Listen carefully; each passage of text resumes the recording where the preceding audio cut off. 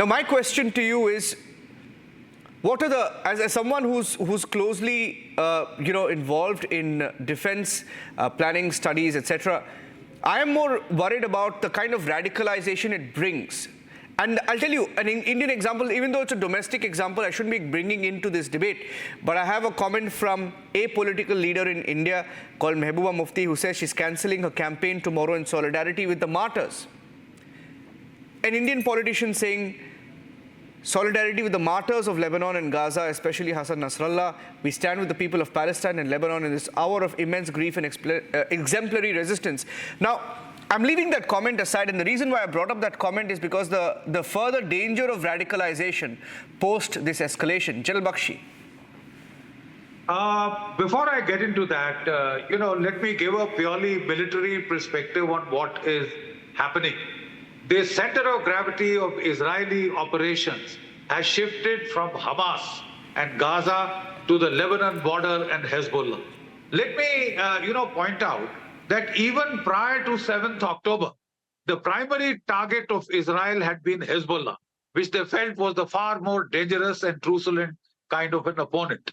7th of October, Hamas struck. 8th of October, the Hezbollah opened massive fire on rocket fire and anti-tank guided missile fire onto Israeli settlements, Israeli installations.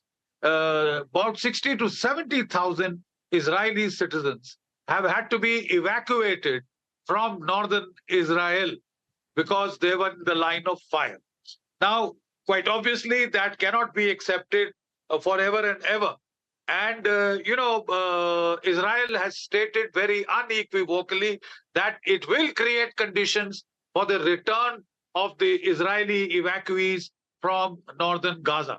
To that extent, it has commenced its intelligence and air assault operations, more or less, to decimate the Hezbollah, having imposed a fairly heavy degree of attrition, of degradation on Hamas. It has now switched targets and gone on to degrade the Hezbollah and its capabilities to keep shelling, to keep rocketing the cities and other targets in northern Israel.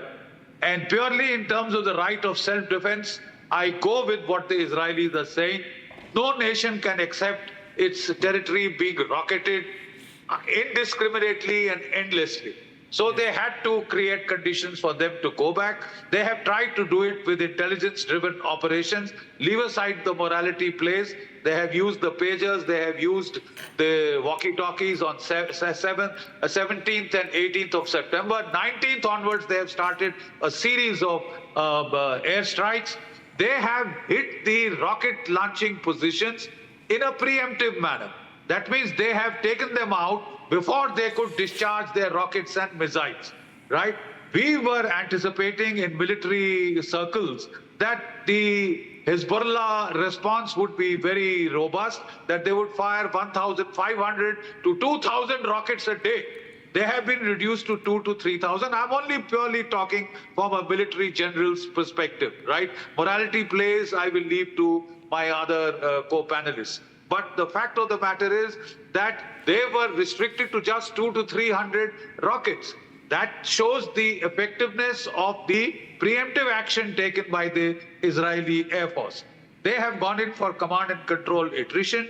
They killed the head of the rocket forces of the Hezbollah. They have killed 2-3 other commanders. And then just about yesterday, day before yesterday, they hit with their F-35 aircraft with a bunker-busting bomb, the GBU-74.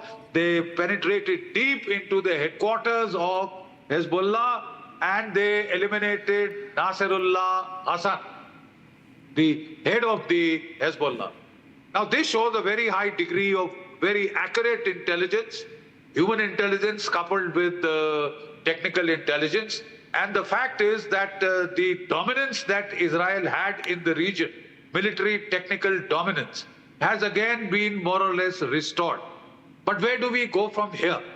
The loss of Nasrallah Hassan, I don't think will make the Hezbollah kaput. There still remains action. The Israeli effort so far has been to try and use to try and use air power and intelligence-driven operations to try and force Hezbollah to accept a ceasefire, to pull back its forces from the Lebanon border back across the line of the Litani River, right? Do we see it happening without a ground invasion? I'm not very sure. As it is, Israel has no option but to prepare for a ground invasion if the set conditions are not created for the return of 70,000 of its people who have been forced to evacuate. So there is a scope for escalation, and in the coming days we see that the Hezbollah are trying to avenge the death. That means Hezbollah has 150,000 rockets. So a barrage of rockets coming up onto Israel can be expected. Israel will not take it lying down. They will retaliate. So I see an escalatory ladder already in place. Yeah. Okay. The United States has been asking Israel to hurry up because they have had their aircraft carriers on station for the past few months. They also have to, go back to their ports to refuel, rearm, re-equip, rest their forces. They've been asking them to hurry up. It would be in the interest of all if this conflict was concluded swiftly. But if that does not happen, I see an escalatory spiral, and there is no predicting which way that could take. Will it involve Iran getting involved? As of now, one cannot say for sure. The Iranian president said that they would not be incited into such precipitate actions. And if that happens, well, the United States is involved. And I'm just getting in a breaking news update right now. One comment that's just come in. General Bakshi, sorry to interrupt you there. We hope it doesn't happen.